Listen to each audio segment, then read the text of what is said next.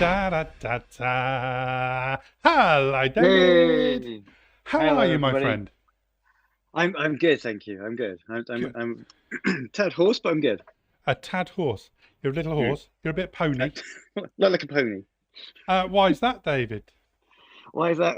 I spent about 4 or so days down in Birmingham with the TF Nation convention, which was so much fun. It was absolutely brilliant. Excellent. And we've got a photograph there of your stand, selling all your Oh yeah, wares. that was before everything kicked off. That was I got there nice and early and set up. Lovely.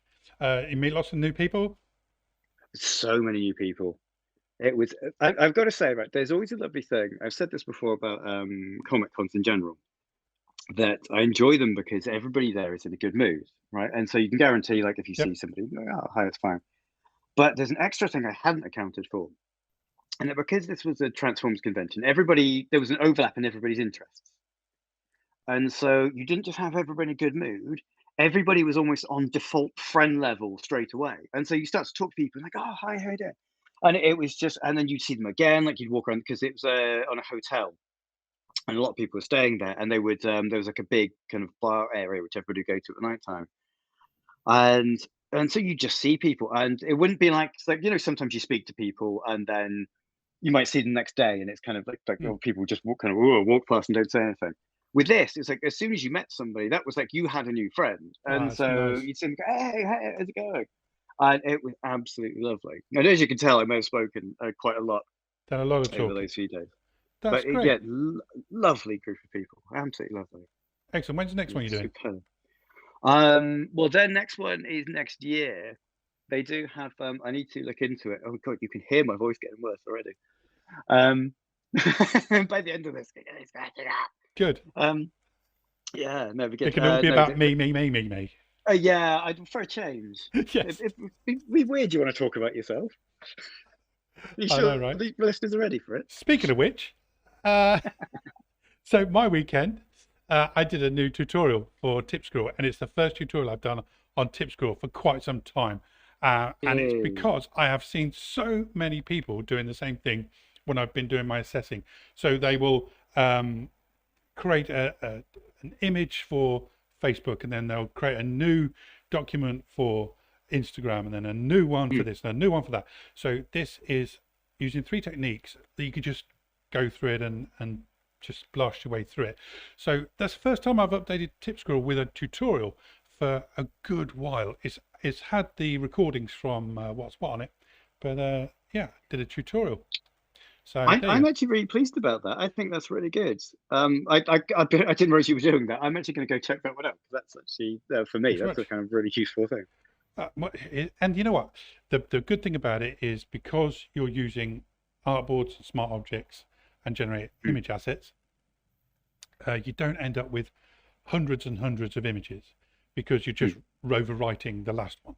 So it's no good if you want to use it again in like 3 months' time. But if it's Yeah. just a one-off thing, then dung dung dung dung dung and just keep Mm. redoing them. It's a very very easy technique once you That's got really it cool. set up. Yeah. Also went and photographed motorcycles in the outside as well, rather than under lights in the studio. There's a motocross track, so I was doing a bit of photography down there. Oh, excellent. Yeah, I really enjoyed it. That sounds like a lot of fun. I've had a good weekend, mate. Good Hey, weekend. nice to hear it. I know, right? Thank you. Nice, Uh, listen to you. You're all I happy, know aren't I you? don't often have much to talk about, do I? But there we Wow. are. Um, good. Good, good. Well, anyway, did you get much business at your thing? Yeah. It was lovely. Good. It was funny because as I went, I was fully prepared for it being a Transformers convention. Uh, for everybody to just be all about the toys and not worry about the art stuff. And so I was all ready to say like, well, I had a nice time. We met some nice people, but really quickly initially when I got there, I started to like write down the stuff I was selling so I could have an idea of what was selling well and whatnot. Hmm. It was very a What a very very nerd. short time. Did you put it I in a did like spreadsheet? You nerd. no, just on like a piece of it's in a book. Right. Go. But no, it got to a point where I sold to like three people in a row, and they both bought like several, and I was like, I have no idea what the hell I just sold. And I thought this is going to be great. This is definitely going to Hmm. completely cover all of my fees and stuff that went with it. So no, it was Nice. really good. Oh, that's It good. was great. Got to be the It first was hurdle, lovely. right? Okay, so thank you, David. I don't know how to segue from that. But anyway, good news and bad news. Bad news is we have been bigging up our friend Tina over the last few weeks. Unfortunately, Tina cannot make it next week. However, that does mean that we've been able to invite David Williams back again. Yes, He's come Dave back. Williams. He's doing it again. I mean, this guy is a Poor glutton guy. for punishment. So I know. Dave Williams is going to come back and we're going to do it all over again. And it's going to be brilliant and perfect. Charlie might be in the corner, my grandson. So, you know, maybe things will go wrong if it's him that's the albatross. I don't know. But we will be Charlie talking under the bus. It definitely wasn't Charlie. So, yeah, Dave Williams will be back with us. Seriously, go and check out his stuff from Norway. It is to die for. It's absolutely gorgeous. His work is absolutely lovely. And then, of course, in a couple of weeks' time, Deke McClelland is going to be here. I'm a bit nervous about that one. I won't lie. A bit nervous. And then our friend Shawnee, will be. I don't know why I did that. Will be here. And then Aaron Stern. And I'm a bit concerned about. Oh, you've gone. A bit concerned about Aaron Stern. Aaron Stern. Should we do that? Should we? Is that the way you're supposed to? Aaron Stern, because that's what he said his name. Are we supposed to? I always remember the Scandinavians calling me Erik, which I kind of liked. I wish everybody did. Just putting it out there. Yeah, good Right. luck. Anyway, I raced through all that because I'm desperate to talk to our guest. I'm really looking forward to this. I know I say this every week, but I'm really looking forward to this one. So that's because we picked the guest we would like to talk to. well, this is true. This is true. Right, here we go. Ready? We get a big long intro. I've tried to sort of streamline it this week. Let's see how we go. Today's guest is an extraordinary learning content producer and instructional designer deeply embedded in the creative world of Adobe. With a wealth of experience and a plethora of skills, she is an expert in content creation and management and a master of photography and digital imaging software. Her journey through the creative landscape has been nothing short of remarkable. Her journey through the creative landscape has been. Don't interrupt me, David. I'm definitely not again. I'm definitely not using an auto cue. Right. Give me a clean break here because I've got to do a little fade. Right, here we go. Her journey through the creative landscape has been nothing short of remarkable. Having authored over 50 online courses and 16 publications on Photoshop, Lightroom, and Firefly, Jan's knowledge and insights are accessible to eager learners worldwide on platforms such as LinkedIn Learning. Jan has... Jesus, this is really annoying me. I bet Charlie's just pulled in. That's what's happened. Charlie's turned. Yeah, he really is the jinx of the thing. It's right, definitely Charlie's fault. Give me a clean cut point. Here we go. Jan has been a beacon of knowledge in digital photo processing for quite some time, whether in university classrooms, immersive workshops, or the vast expanse of the online world. She has been sharing her expertise and nurturing the creative spirit within others. Jan's background is as diverse as it is in... Aloud. Don't react. Just let me get on with it. I've got to get through it. Oh. Jan's background is as diverse as it is impressive. Armed with a Master of Fine Arts degree in photography from the University of Colorado in Boulder and degrees from Stanford University and Stanford Law School, she embodies a harmonious blend of artistic vision and analytical acumen. So, thank goodness, without further ado, let's meet today's special guest.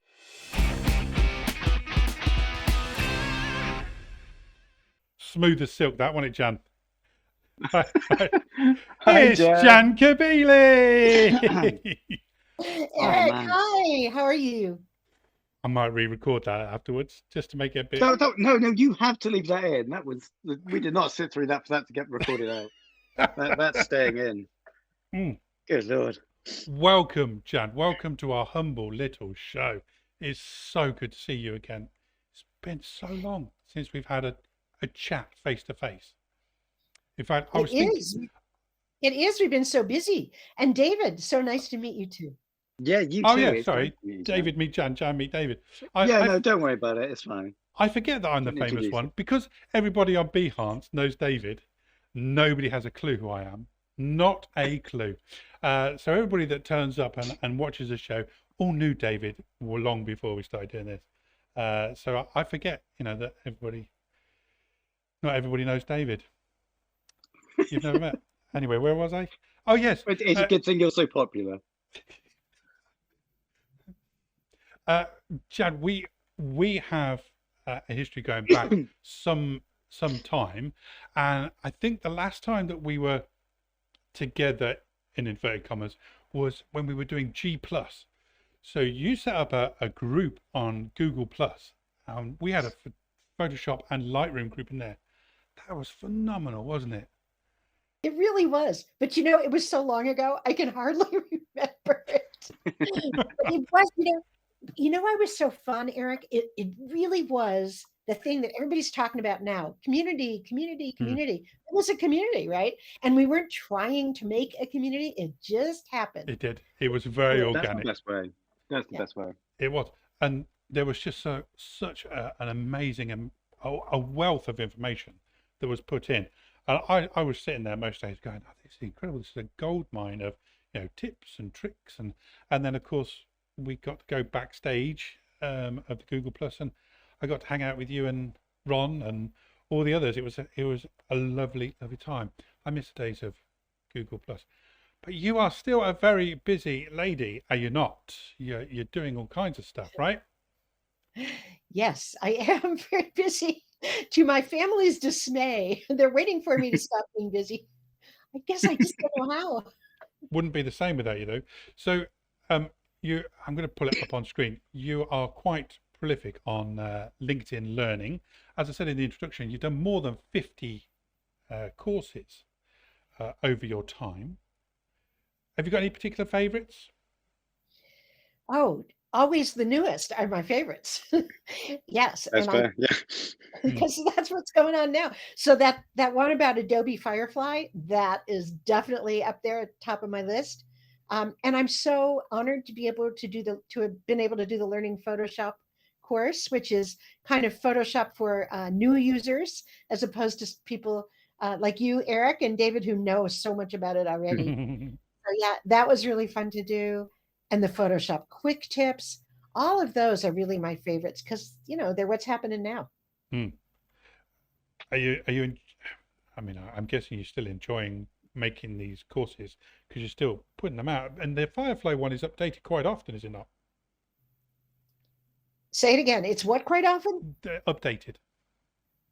Oh, well, all of the Gen AI applications and the Gen AI offerings within applications at Adobe are changing quickly. And so we just need to be lean and mean and get on it when something changes. It's really important. And fortunately, LinkedIn knows how to do that. And so I, for example, updated the Firefly course when the Gen Fill module went active, or generative fill module went active in Firefly, which happened after some of the initial ones. And there's a lot more exciting stuff coming, I'm sure. You can see hints of it on the Firefly page itself. So I'm ready to update at any second. I want to, on that point as well, if you're not already following Jan on her social medias, which I do have a link somewhere, there we go, some links there. If you're not already following Jan, it's a good idea to, because from time to time, the courses go free. And so you can see what the latest bits are free of charge on LinkedIn Learning, which is incredible. Thank you, Jan. You're welcome. I'm a subscriber, and I have been for quite some time. I mean, we go back to Linda days, right? Lynda.com. Oh, wow, yeah. Right. So, people, nowadays, in the past, I always would say, have you ever heard of lynda.com? And everyone would say, of course. Now there have been a couple times I've said it recently, and I kind of got this blank stare. It's like, It's oh been a no, while. It has been a been too while. long. And we were talking before we came on air, and I was saying, when Linda changed over to LinkedIn Learning, for me as a user, I was like, oh no, that's it. It's gone. It's dead.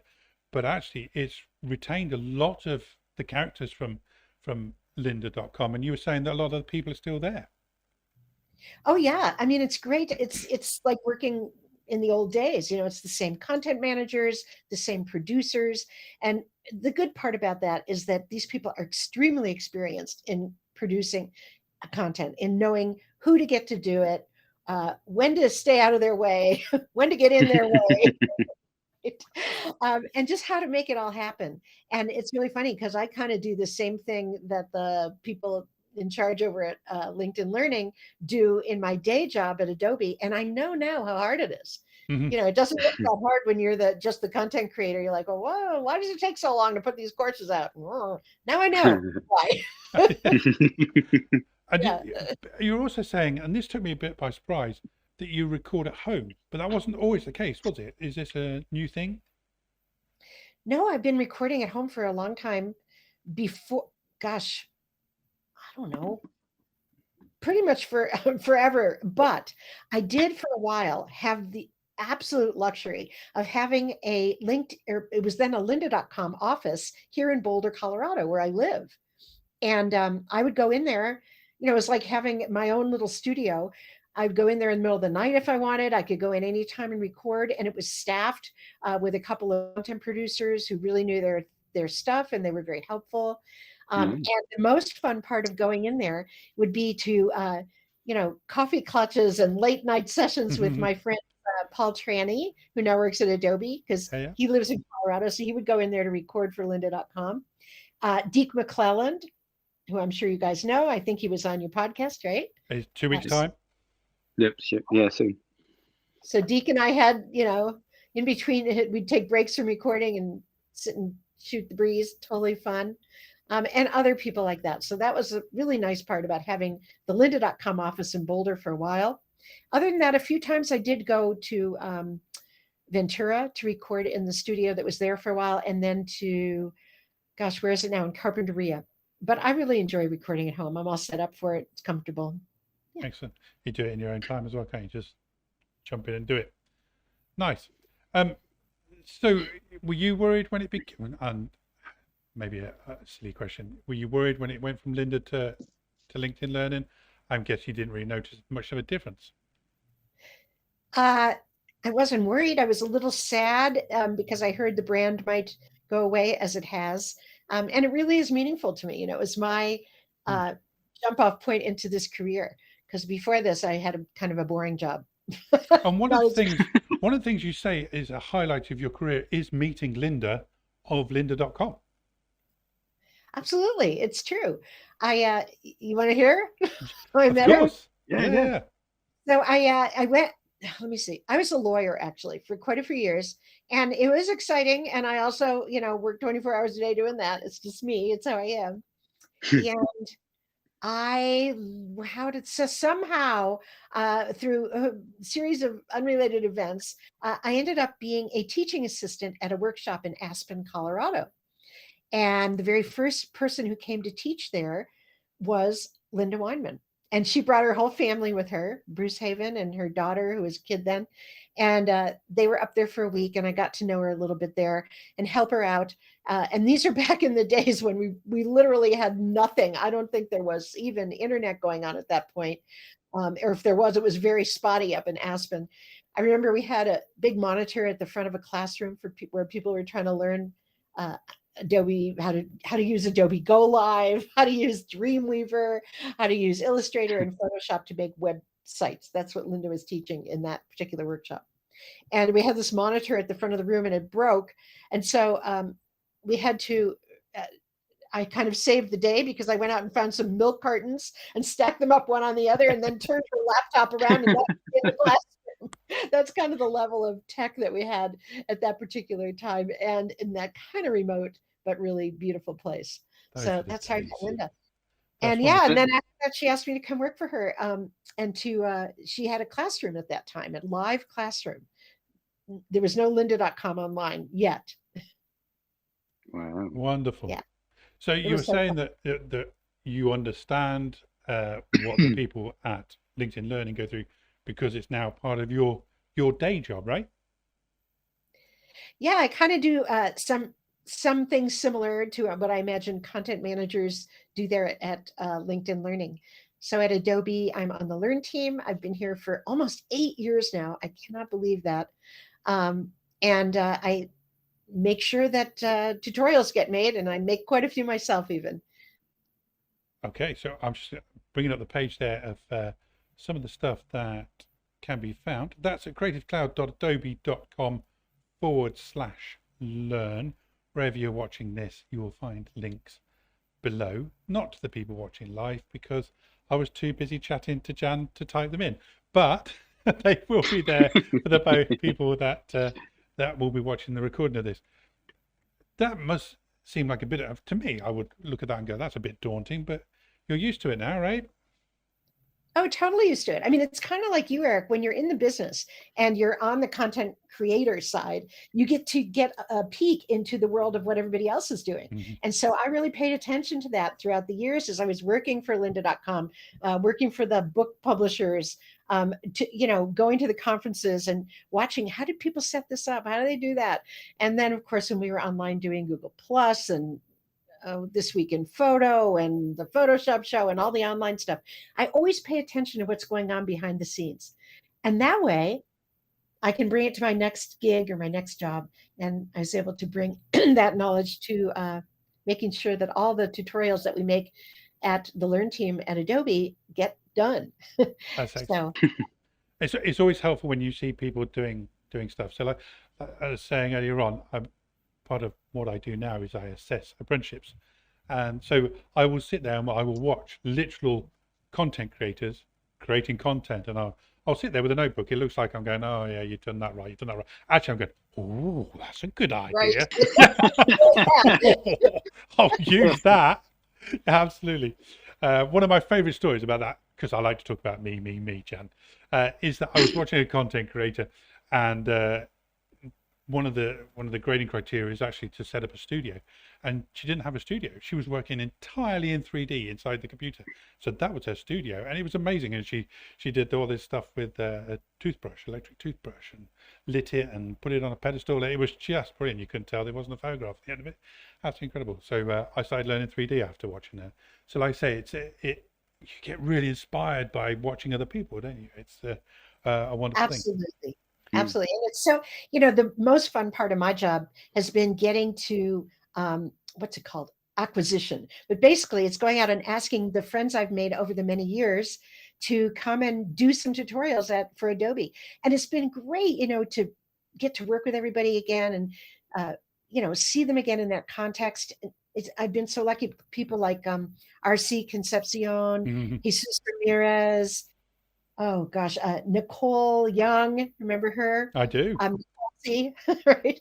Oh gosh, so many. Scott Valentine, and many others. I can't. There's just so many. Dave Cross, Ben Wilmore, just many people over the years that I've been at Adobe. I've had the luxury to hire to do some gigs, and it's been really fun. Like that's my favorite part. How very nice. I mean, it's no secret that that's why David and I started doing this, was just so we could reconnect with people and talk to fun people again that we miss. And obviously, Jan, you were part of the wish list.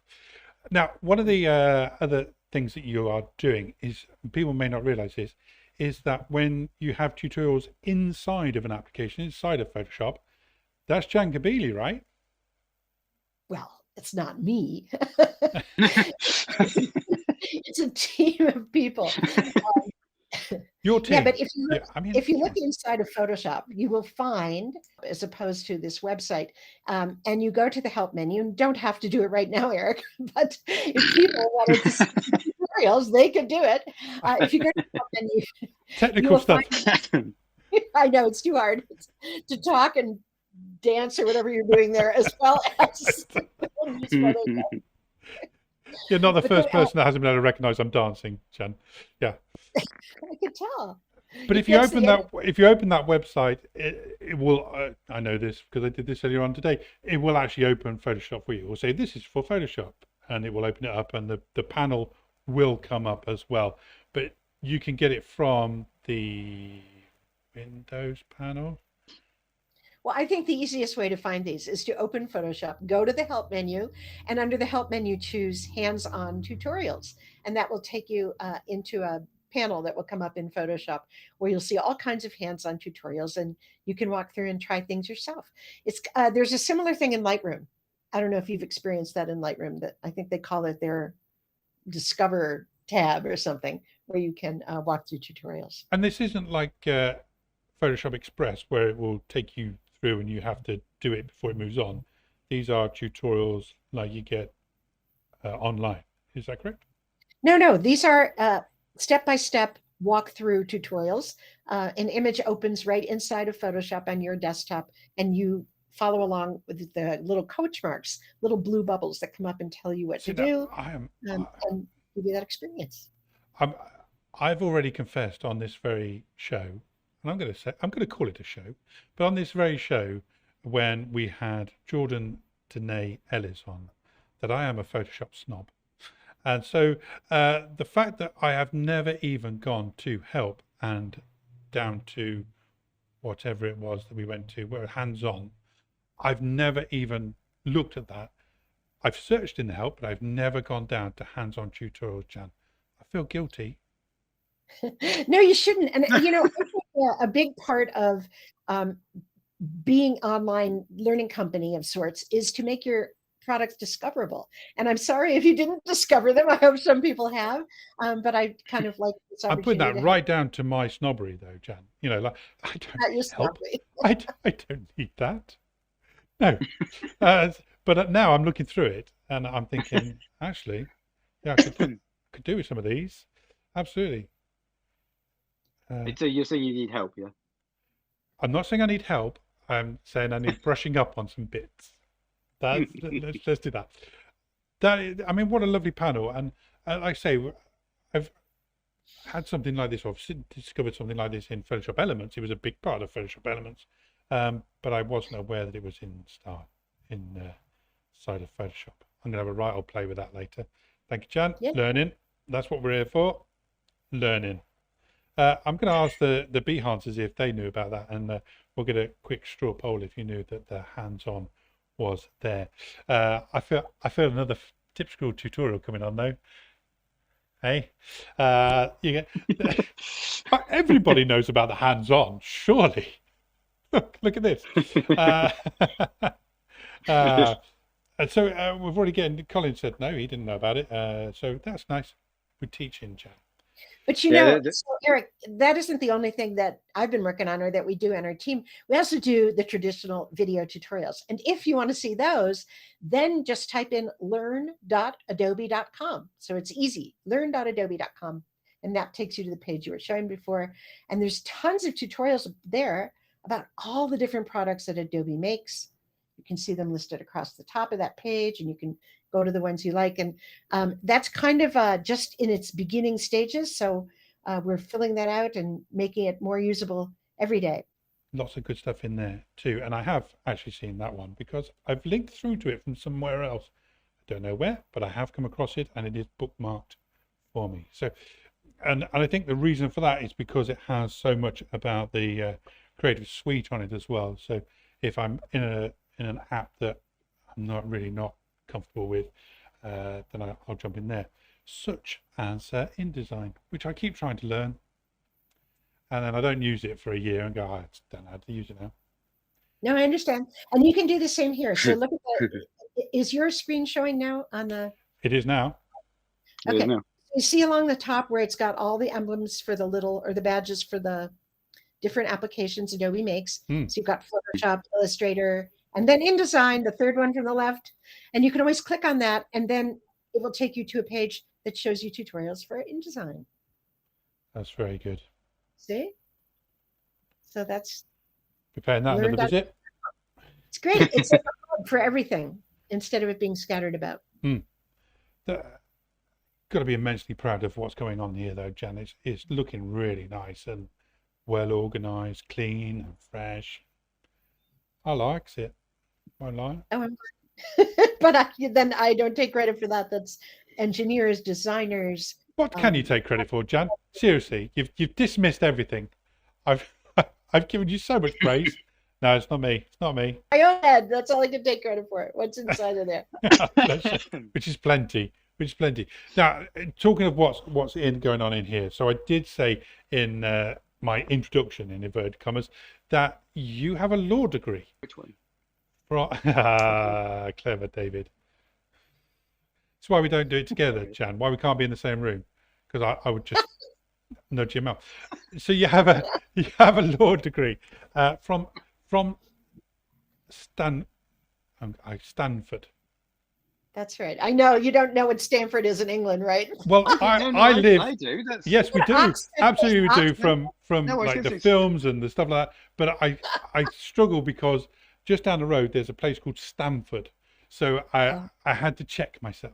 You see, you don't even know what Stanford is, do you? I don't know whether it says more about the TV I watch, but I knew Stanford instantly. Yeah. It's kind of like it's for us. If somebody says on TV or film, yes, I went to Stanford, then we know, oh, they're a good lawyer. They must be a good one. Yeah. It's got a good reputation, Jan, right? Yeah, but mostly it was really fun. We had a lot of good parties. I cannot pick this woman up. I can't do it. Resisting. You know, I was so lucky. I didn't even realize it. You know, I was young. I was just like, let's have fun. And I went there undergrad. That was really terrific. And then somehow here's a little story. I went to a party on the weekend and I had a little bit too much, like a lot too much. And the next day after that was to take the law boards, the test you have to take in the United States to get into law school. And I was like, oh my God, I had the worst hangover in my life ever.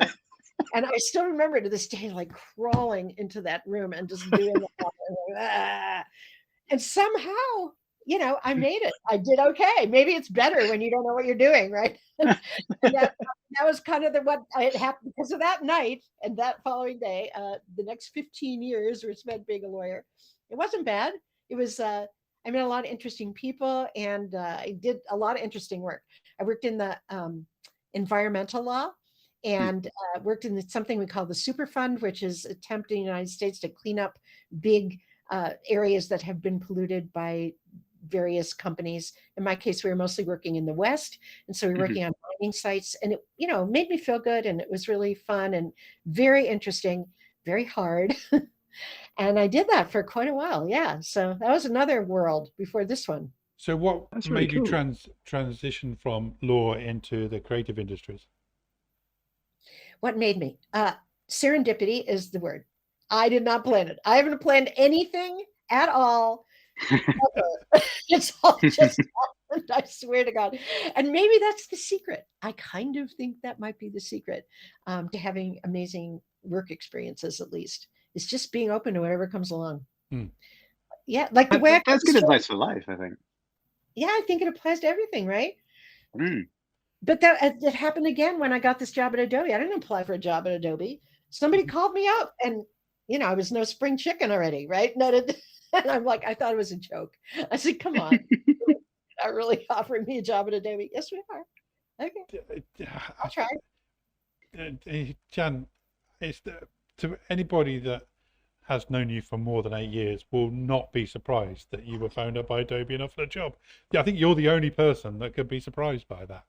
When I still remember when you put it on Facebook that you'd got the job. I was like, oh, I just assumed that she already was working for him, if I'm honest. You know, it just, you know, it makes perfect sense. But what was it? What was it that, you know, one day you're doing law, the next day you're doing photography and creative stuff? Oh, well, first of all, it was really when I first started with the creative stuff, and I actually went back to graduate school and got a degree in photography and what we called then electronic media. Oh, wow. So funny. It was in the 1990s. They didn't have, I don't know what they call it now, computer art or something. But it was really the most wonderful thing I'd done in years, because it made me realize that I had this other part of me that I'd kind of put to sleep because I was so busy being a lawyer and working with words and, saying the right thing all the time and dressing up in fancy clothes and stockings and going to the courthouse and all of that, that I've forgotten how fun it is to be creative and you just let yourself do what you like to do. And boy, am I an advocate of that now. And it was great. I mean, it was so much fun to just pay attention to making photos and learning how to change them in the early days of Photoshop. And I just loved it. And also, I met a whole nother community of amazing people. The whole art world is really strong community and so interesting. So many cool people. I'm sure you guys know. I mean, David, you're in design and illustration and art and Comic-Con and the Birmingham thing. You know what I'm talking about, right? All the Oh, creative. absolutely, yeah. Yeah, it's great. It was so much fun. It was like having a brand new life. So I did that for a while. But what's so interesting is the actual work of making tutorials and helping people learn how to use these applications. It's a lot like being a lawyer. I know it sounds weird, but Oh, it's really? Yeah. yeah, it is. It's In like, what way? okay, so look, so when I was a lawyer, I had to do these environmental law cases. I don't know anything about toxic substance science. I'm just generalist, right? So I had to like learn about it. And so first I had to learn about it as a lawyer, and then I had to go into a courtroom and explain it to a judge who also honestly doesn't know very much about it. I mean, judges have full dockets. Really? You think the judge is an expert in every No, topic? not at all. No, they don't know, right? I mean, we're not talking criminal law. We're talking about this is civil law in the United States. Yeah. So it's just all kinds of business cases that a judge might hear, right? And environmental stuff is some cases, but not all. So, anyways, so I had to learn all this really obscure science stuff and then figure out how do I explain it to a judge who may not know a lot of it or maybe knows enough, just enough to get, be dangerous and to do it really quickly and succinctly and clearly and be helpful Sure. and not get too excited, um, it was hard, but it's the same skills that you have when you're teaching someone how to do anything hard, is what I think. Chemistry to Photoshop to whatever it is. Yeah, I assumed that you were great going to say insight. it was very analytical and very planned out, but you went more the emotional route than the analytical route. That's really interesting. Do you miss Yeah. law? no. Okay, moving on. I don't miss it at all. Although, you know what, I do miss the people because we had I was always around such smart people and still am. I mean, that's the other cool part about working at Adobe is everybody is really smart. I don't think I've met anybody that I wouldn't be like bowing down to, that I can't. It's amazing to me how much people remember, how they're able to do so many different things. And just, it's the creme de la creme. Somebody there is just really good at hiring or something. Mhm. But I'm really impressed there. It was the same with when I worked in law. So many really brilliant people. And I have to admit, I'm kind of a brain snob. I think that if you're smart, that you've already got, you got your crown on. Then I can only apologise for me and David. Then Oh, you too. Speak for yourself. No, I was telling you, Eric, I saw your tutorial yesterday that you just made about using artboards and smart previews and generate something or other that I don't even know was in Photoshop. And oh my God, I'm like, that guy's pretty smart. He knows what he's doing. Thanks very much. After 18 years or whatever it is, I've been sat in front of Photoshop. You'd think I'd pick up something, wouldn't you? But thank you, Jan. It is really heartwarming to know that Jan Kabili, somebody that I look up to and a great font of knowledge, is actually looking at something that I made. So thank you. I didn't know whether I was going to do the tutorial or not, but I thought, yeah, I'd give it a go. I haven't done one for a while, and that's really boosted me on. So thank you, Jan. That's really nice. You didn't finish that story though. You did tell us a little bit more before the show started that you didn't see the end, Jan. Do you want to tell the Behance why you didn't see the end of my tutorial? Oh, why? I had to go to sleep. I sent her to sleep, everybody. That's it. Jan Kabili, Eric sent me to sleep. There we go. I guess he wouldn't be the first person Eric sent to sleep. I mean, You've seen the lengths of those introductions now. They're usually Okay, but really Eric, slick. I have to burst your bubble. I hope you don't mind. Did you ever try Photoshop Express? Yes, absolutely. I love Photoshop. Excuse me. I love Adobe Express. Well, because I'm going to recommend. So I think what your tutorial was about is how you can take the same content and make it into different social media posts for different Okay. venues. Correct? Like Jan, the now, Facebook. I'm going to stop here because I don't want people to think that I'm nicking your idea, because Okay. you just watch this space, young lady. Okay. Because yes, you can in Adobe Express you can duplicate and change the size. Absolutely. Yes. Yes, you can. Yes, in Adobe Express, but without as much grace and fun as you in Photoshop and time. Squirming You out of did that it. one, Jan. And if you'd watch the end of that, the fourth bonus tip is actually to take an artboard as a Photoshop document into Adobe Express so you can animate it. So so there you go. That's the bonus tip. And again, you're talking about being a brain snob. I very openly told Jordan that I'm a Photoshop snob, but I use Express now all the time. And most recently actually was for my CV. I opened, and we're going to mention it again, InDesign for the first time in however many months, and thought, right, CV. And I went, no, I'll go into Okay. Express, and just knocked it out. Then bang, bang, bang, bang, bang, got a nice CV. So yeah. Oh, cool. Sorry, I'm just reading. My name came up on the Behance chat, so obviously everything else had to stop. Oh, It's all yeah. about me. I love how easily distracted you get when your own name turns up. I have an alarm on my computer that whenever my name comes up, a light flashes. That's what's going on there. Thank you, Kirsty. I hope you do enjoy the tutorial. I appreciate all feedback, especially if you manage to make it to the end. Which nobody has. If you ever do make it to the end, you'll be the first person. Congratulations. Of the 100% of the people that I know have watched my tutorial have fallen asleep. So, that's... I didn't fall asleep. It was late at night. Now, listen, Eric, though, I have to say, I remember back when you started TipSquirrel, and that was revolutionary. And you set off a lot of people on their careers, right? Yeah. You had Jesus Ramirez, you had Howard Pinsky, you Howard, had, yep. Who else? I'm gonna stop you though, because Jesus was never on TipSquirrel. Should have been. Not. Oh. No, he wasn't. But yeah, Howard did a few. Gavin Hoey, of course, was a big part of TipSquirrel. The late great Janine Smith, who you may know from lynda.com days as well. A little choke up. She was a regular on TipSquirrel and made it what it was. And so many people have gone on to do amazing things. I mean, really, just incredible things. And I've said this before, and it'd be no surprise to David because he's my counsellor.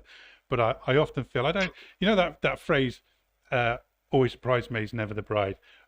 I don't feel like that. I always feel like I'm the chauffeur. I'm not even the bridesmaid. I'm just taking people to where they need to be and go, there you go. Success, Phil. Bye. That's my role in life. But I guess that's the life of a teacher, isn't it? That's what you're told to do. And there's that phrase. No, we talked about this in your last session. That's not healthy self-talk. Sorry. But you do it so well. I mean, really, I was always amazed to see where everybody was going. Who was what did you call them? The squirrels, or well, it was actually AJ Wood coined the phrase the Photoshop nuts. So that's what we stuck with, the Photoshop nuts. And what an amazing group of people. And actually, Dave Williams, who we had on last week and we're going to have in next week, he was one of the last Photoshop nuts to come on board when it was just, we were just trying to struggle on. But, it's a saturated market out there, and, busy people, aren't they? He's great too. And AJ is great. AJ works at Adobe, of course. Yeah. Now you would. And who one of my favorites always was Michael Hoffman, or is Michael Hoffman. His work is so good. I always learn something new. So thank you, One of the Michael. originals. Yeah. Mike, we'll give him a shout out. Mike no longer does anything sort of in the Photoshop sphere or anything like that. He's off. The last I heard, making machines to do pizzas, I think. But anyway, which sounds better in some respects. But anyway, you put your money in and the pizza comes out. So he did stuff that was like deep into Photoshop. Like Yeah. I would not know that's done. And there was something that he did. It's got to be about 15 years ago that I used last week, and that is putting information into an Excel sheet and then running it through Photoshop, and it just creates all the images for you. And I was thinking about that last week because I thought I've got all these things to do, and they've all got to have this text and this image and blah blah blah. And I thought, of course, I know what I got to do. And I went back and I watched Mike's tutorial. You're right, he was bang on, wasn't he? Incredible. Yeah, very good. Yeah, I'm trying to think of some of the other people that I remember. I'm reminiscing now. Just bear with us, everybody. I was volunteering. Boring, right, David? People fall asleep when I talk anyway, Jan. You were fine. So when I was working, imagine this ends with both me and Jan just asleep. Yeah, well, you said that. I won't notice as long as I've got a story to tell. I won't even notice. Somebody somewhere on the online will type the word Eric, and you'll be off for a minute. And Jan and I just like. One of my favourite moments about TipSquirrel is that I was volunteering at a hospital in their shop, and the first part of the day, really early, was to get all the magazines out, all the newspapers, and all that kind of stuff. And I'd just done that, and my phone went off, and it was Twitter, and it was from an account associated with Rich Harrington, and it just said, "When are you going to ask me to write for your website?" And so I went on Twitter and I sent a message to his official account. I went, "Somebody's sending me messages from your account, by the way, you know." And he replied saying, "No, when are you going to ask me to write for your website?" And I didn't answer him for about 10 minutes because I just had the phone down on the desk in front of me. I was going, "Oh my God, what's happening?" Rich Harrington, huge name in the world of Photoshop training. I mean, Yes. that was just an amazing moment. Never asked you, Jan, to contribute to TipSquirrel. Why was that? Did That's I ask right. you and you say no, or? I don't remember. No. We did other bits together, so I'd be surprised if I didn't try and persuade you to do something. But like I say, we did the G+. I also, story time, me. I was on a podcast with you, a video thing one time, and this sticks in my mind because we had a lovely time. It was really nice. Had a nice little thing. And then at the end, you said, "I always like to ask my guests to teach us something." And I said, "Okay." And you said, "Maybe you could explain blend modes." Right? This was just dropped on me, Jan. Just like, Oh no, I'm sorry. oh, crikey. I don't know what I said. But you seemed happy with it. You seemed like, all right, that's that explained. But man, I remember that I panicked. Oof. Well, now You I must have have that. done well. Because I don't remember any disaster. I don't think it was a disaster. This may surprise you, Jan, but I've got a knack of being able to talk my way out of a situation. Just let my mouth go until people give up asking. That's the thing. Well, I apologize. I must have thought you were an expert in blend modes for some reason. My mistake. I don't know. It just hit me like a ton of bricks. But now I always think, okay, I've got to be prepared. And whenever I'm doing any kind of stand-up, whether it be a camera club or a university or whatever it may be, I'm always ready for somebody to go, "What blend modes?" I just go, "Aha, well, let me tell you about them." I always think somebody's going to ask me a question that is going to just knock me back. No, you know what? Okay, so here's the thing. Everybody thinks that. Everybody who teaches Photoshop or anything, I believe, we all think we're imposters in a way. But what I've come to realize is that you and me and most of the people in our positions, we do know a fair amount, certainly enough to field pretty much any question, just if it's broadly put, right? And for me, that was a real turning point. Like that time when I stopped being scared that somebody would ask me something about which I knew nothing. It was just a relief, and I can't explain it. It made me feel confident and be able to speak without having notes, for example, and really feeling like I can help people. Like to me, that was really, really important to get to that stage. And so then when I got after that happened, and I would go places to teach live, which I still try to do because I think it's Mm. really important to talk to actual human beings who are using these products, not Mm. just, look at the data and so forth, to understand whether you're being successful at teaching them. Anyway, so when I do talk to someone who's trying to learn, I can help them because I have that huge, even if I don't totally remember something, I kind of often remember, oh, I could put you in contact with this person because that person is an expert. Blend Mhm. mode, Scott Valentine, right? It's somewhere in the back of my head. He wrote a book once about it, right? Or whatever it is. And it's wonderful. It's a great feeling to not have to worry, Mm. to think I'm not going to look like a total idiot no matter what comes up, as long as it's Yeah. within, this product or this world or some other boundaries. Yeah. Yeah, yeah. I've used the same sort of system. Ask me anything you like. If I don't know the answer, I probably know somebody that does. So, Yeah. just, and once you're comfortable with saying, I don't know, then you're away, aren't you? But imposter syndrome, yeah, you're right. I don't know any teacher that hasn't got imposter syndrome, if I'm honest, whether it be higher level or lower level. I think everybody suffers from that. Good. David, do you suffer from imposter syndrome? I think everybody does at some point. I think that's I think that kind of certainly I'm going to be speaking for creative people now. I think everybody who puts themselves out there in some way, like whether kind of like artistically, creatively, whatever. I think we all do it, and then we have those moments of insecurity Mm. and think like, should I be doing this? Should I be putting this out? Like, I mean, because we all know that there's always somebody who knows more than we do at something. Especially in the But digital world, because you haven't got that automatic, well, that's a load of rubbish, or I like that. You've got to put it out there and let millions of people see it before you get any kind of feedback. But it's not only about things like Photoshop and things like that. It's all kinds of art. I really remember in art school this book called Art and Fear. Have you read that book, David? Have you seen that? It's a little thin book. I have heard of it. I've not read it.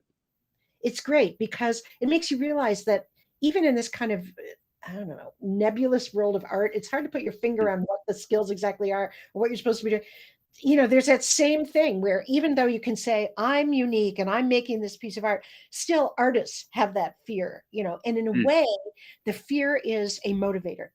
It's what keeps you going to learn the next thing, to figure out the next Yeah, technique, to yeah, absolutely. see what the other guy did, or that kind of thing. It's the That's fear right. that keeps us moving forward, I think, in a way. Yeah, I think I was talking to somebody about this the other day that as long as you have that drive to constantly say like, okay, I can always learn more, and you see that as an ongoing goal, like something to do. It's only the people that can think like, oh, okay, I've mastered something now, I've completely got this down. Those are the people who are in trouble. Mhm. It's like for the rest of us, once upon a time, I used to find it disheartening because I was like, well, I want it to be like a video game, where you learn something and that's it and it's done, and then you're completely good. But now my attitude's the other way around. I see it as like this is great. It's like because I've got something I love, like being creative, and I can never stop getting better at it.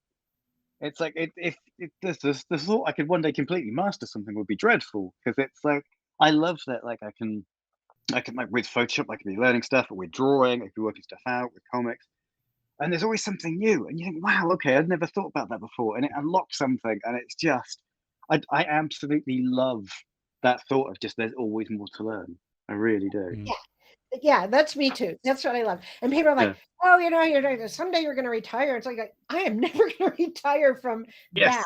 from Yeah. wanting to see what's new, what more can I learn, what's cool, and not just only in my area, but across the board. Mm. That's one of the reasons I think why the internet is so popular. It's like because you can just sit down and zone out and go off to some corner of the world that you don't know anything about and find out a whole bunch of new stuff. Mm. And Yeah. that is great. That's the fun. Oh, Jan, I love you. I totally agree. And that what a lovely note to end on. I think there we're coming up to, well, we've run over time already. Jan, thank you ever so much for joining us. Stick around for the Behance to say goodbye, but thank you ever so much for it. It has been it's a lovely moment for me to talk to you again. let's not leave it so long next time, shall we? Oh, you too, Eric. And no, let's not leave it so long. Great stuff. Ladies and gentlemen, thank you very much. Jan Kabili.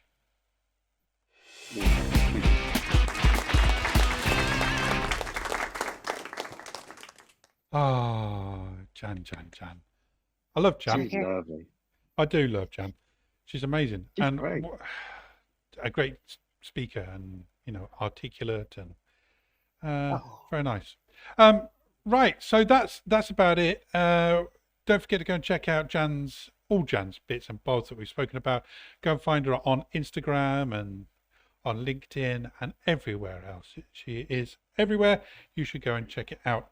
Like we say, next week we have the return of Dave Williams. We're extending our David season to next week to make up for last week. Dave Williams will be back. Don't forget also to come and find us. You can find us on all the good social medias and some of the bad ones too. But all the good social medias are there. Come and find us. We'd love to talk to you and share your work. Tag us in your work because we would love to see what you're doing and reshare it back out into the community, which is the buzzword right now, as Jan was alluded to earlier on. It's all about community. And I miss the days of community, the TipSquirrel community and all that kind of stuff. So let's build another one. Right. Getting all deep and whatnot. That's it then, David. We've done another one. Another one in the bag. It's still only 7. That was meant to be number 8, but that's still only 7. We'll do the 8th one next week with David, and that'll be our front 8 all done. Well, that one was really good. So I was very happy with today's show. Oh, Good. I can hear Jan going in the back going, she's so nice, isn't she? Right, that's it. Thank you ever so much, everybody. There's only one thing left to say. And I'm going to do this with a very croaky voice this time. See you next Tuesday. That sounded creepy. That was a bad move.